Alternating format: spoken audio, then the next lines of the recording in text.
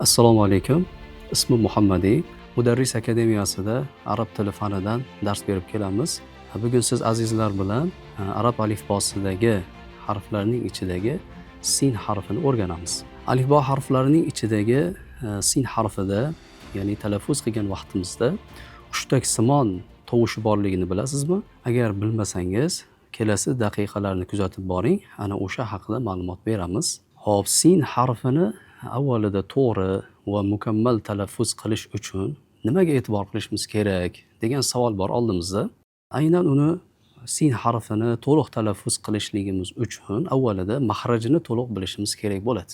Mahrajini bilishligimizning sababi, ya'ni bitta mahrajdan bir qancha harflar chiqishligi mumkin. Shu sababdan sin harfining mahrajini aniq bilib olishimiz kerak. Va ana undan keyin ikkinchi narsasi bor, ya'ni sifatlar degan narsa bor. Ya'ni bu sifat degani xususiyat degani. Ya'ni xususiyat, harflar ham insonlarga o'xshagan tabiati bor. Insonning tabiati bor, ya'ni bir insonning tabiati halim bo'lishi mumkin. Tabiatida halimlik bor.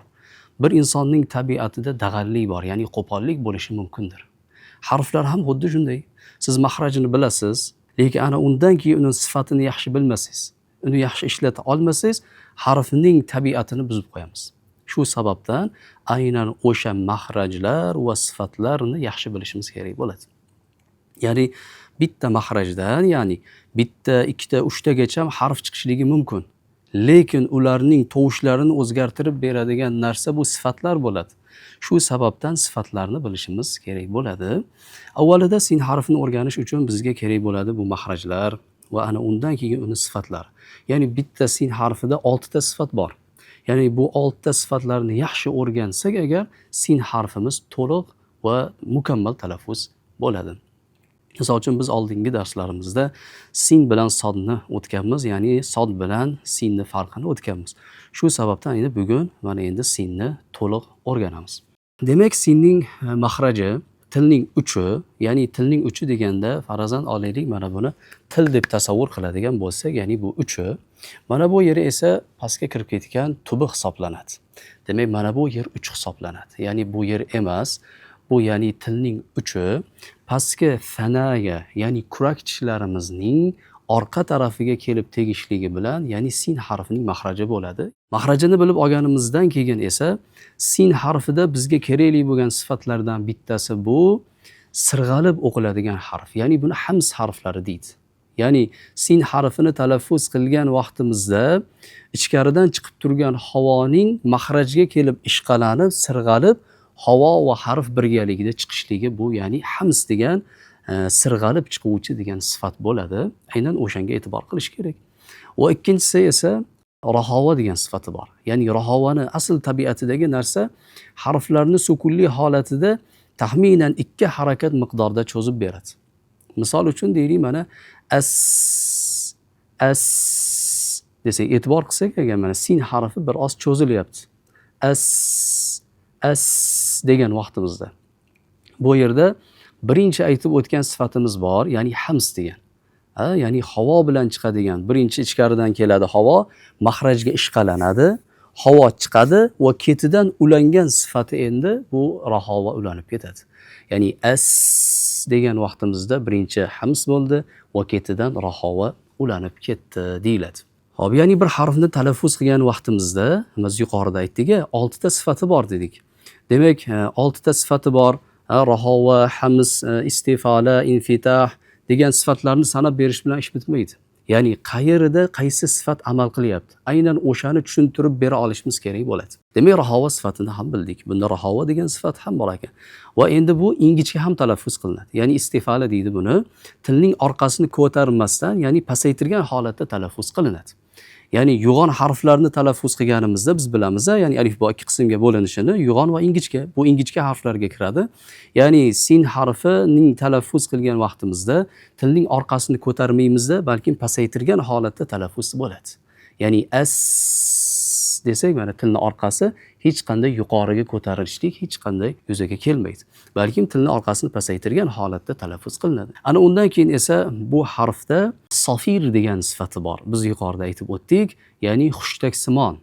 Ya'ni sin harfini talaffuz qilgan vaqtimizda sin harfida sofir degan, ya'ni hushtak simonga o'xshagan tovush yuzaga keladi. Aynan o'sha tovushning nomi sofir deb ataladi. Ya'ni as degan vaqtimizdagi sifat bu sofir bo'ladi. Ya'ni havoning siqilib chiqqan vaqtida ya'ni hushtak simonga o'xshagan tovush chiqadi. Bu aynan sin harfidagi sofir sifati bo'ladi. Va yana bir sifati bor. Bu infitah deydi. Infitah ya'ni bu ochilish. Ya'ni nima infitah bo'ladi, ochiladi deyilsa, til bilan tepa ta'layimizning bir-biridan uzoqlashishligi, ya'ni infitah bo'ladi. Sin harfini talaffuz qilgan vaqtimizda mana sa, si, su degan vaqtimizda tilimiz bilan ta'layni orasida ochiqlik yuzaga keladi va bu infitah degan sifatga ega bo'ladi. Sin harfimizda yana kelasi sifatlardan bittasi bu ismat bo'ladi. Ismat degani bu og'irroq talaffuz qilinadigan harflar. Ya'ni labimizning uchidan ichkariroqdan talaffuz qilinadigan harflar turiga kiradi. Ya'ni bu ismat, bu o'sha sin harfida bor. Talaffuz qilgan vaqtimizda, ya'ni buni ziddi bor, izloq degan. Ya'ni izloqda farramil lubbin degan 6 ta harfdan qolgan barcha harflar infitah deyiladi. Aynan o'sha izloqdan qolgan ismot harflariga bu sin harfi kiradi. Ya'ni talaffuz qilgan vaqtimizda lablarimizning uchidan emas, balkim sal ichkariroqdan talaffuz bo'lib chiqadigan harf bo'ladi. Mana shu bilan ya'ni bu sifatlari yakuniga yetadi. Xo'p, yana singa taalluqli bo'lgan narsalardan biz o'qishligimiz uchun va yozishligimiz uchun kerak bo'ladigan yana bitta narsasi bor. Biz buni nomlab qo'yganmizki, qo'l beradigan va bermaydigan harflar deb nomlaganmiz. Bu sin harfi qo'l beradigan harflar turkumiga kiradi. Nega aynan qo'l beradigan harflar deb nomladik? Chunki to'g'ri harflar qo'l bermaydi. Majoziy ma'noda oladigan bo'lsak, ikkala tarafga ham bog'langanligi sababidan, ya'ni buni qo'l beradi deb nomlab qo'yganmiz. O'zidan oldingi harfga ham ulanadi, o'zidan keyingi harfga ham ulanib, ya'ni bog'lanib yoziladi. Kitoblarda ko'rgan vaqtimizda ham xuddi shu holatda keladi. Va sin harfi qo'l beradigan harflar turkumiga kirib, ular 4 xil shakl ko'rinishga ega bo'ladi. Birinchisi, ya'ni so'z boshida kelganda, so'z o'rtasida, so'zning oxirida va alohida kelgan shakllari bor. Ya'ni 4 xil shakli bor. Agar siz arab alifbo harflarini, alifbodagi ko'rinishlarini tanib oladigan bo'lsangiz, uni o'zi kifoya qilmaydi. Ya'ni so'zlarni, kitoblarni o'qigan vaqtimizda kifoya qilmaydi u shakl. Vaholanki bu qo'l beradigan, bermaydigan mavzuni ham yaxshilab o'rganib va qolgan shakllarini ham o'rganishimiz kerak bo'ladi. Bir alohida ko'rinish shaklini tanib olganmizda, lekin sin harfi so'zning boshida yoki so'zning o'rtasida kelgan vaqtida bu qaysi harf ekan degan savol bizda tug'ilishi mumkin bo'ladi. Aynan shu savol tug'ilmasligi uchun bu mavzu o'rganiladi. Ya'ni qo'l beradigan va bermaydigan. Bizga bu ikkita narsani o'rgatadi va bizga ikkita foydasi bor. Biz ham yuqorida aytdik.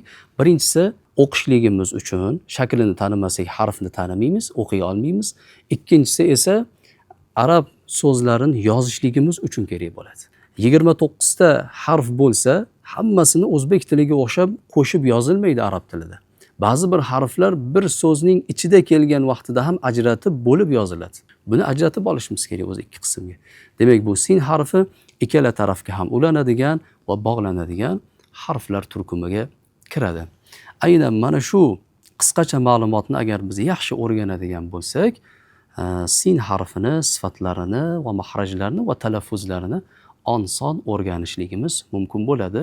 Va bu harfni to'liq o'rganganimizdan keyin esa talaffuzida sa, si, su, as deb talaffuz qilishimiz kerak bo'ladi. Va yana bir narsa bor sin harfida va boshqa harflarda ham xuddi shu narsaga e'tibor qilish kerak.